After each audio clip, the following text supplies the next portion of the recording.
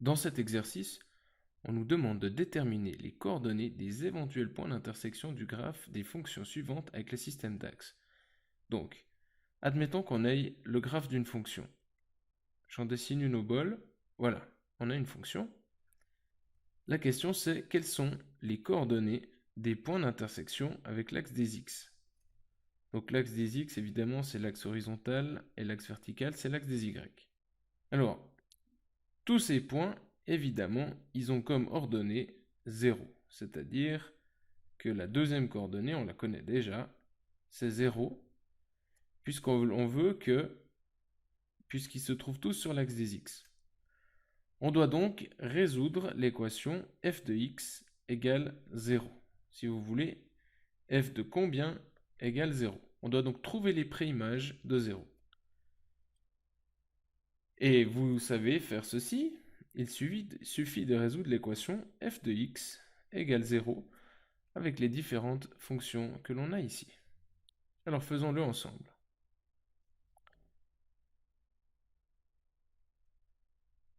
Pour la fonction a, on a donc f de x égale 3x moins 15. On doit résoudre l'équation f de x égale 0, ce qui veut dire 3x moins 15 égale 0. Autrement dit, 3x égale 15.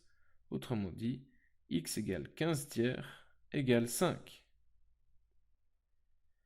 On sait donc que le seul point d'intersection du graphe de cette fonction avec l'axe des x, c'est le point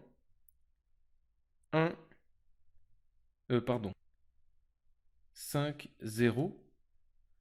Il y a une petite erreur. Ici, c'est évidemment pas 1, c'est 5, puisque c'est ce qu'on a trouvé ici. Vérifions avec GeoGebra, je mets la fonction 3x moins 15. Et l'intersection se trouve bien en ce point-là, qui est les coordonnées 5, 0. On nous demande également de trouver les intersections avec l'axe des y. Alors là, il y en a une. Quelle est la coordonnée de ce point? Eh bien, elle commence forcément par 0, puisqu'elle est sur l'axe des y. Et ici, qu'est-ce qu'on doit mettre? Eh bien, f de 0. Autrement dit, pour trouver l'ordonnée de ce point, il suffit de calculer f de 0. Il faut donc se demander f de 0, ça fait combien? Alors là, c'était avant avec l'axe des x. Faisons maintenant l'intersection avec l'axe des y. On doit donc calculer f de 0. Alors f de 0, ça fait 3 fois 0 moins 15, ce qui fait moins 15. Et on a donc bien le point d'intersection qui est 0, moins 15.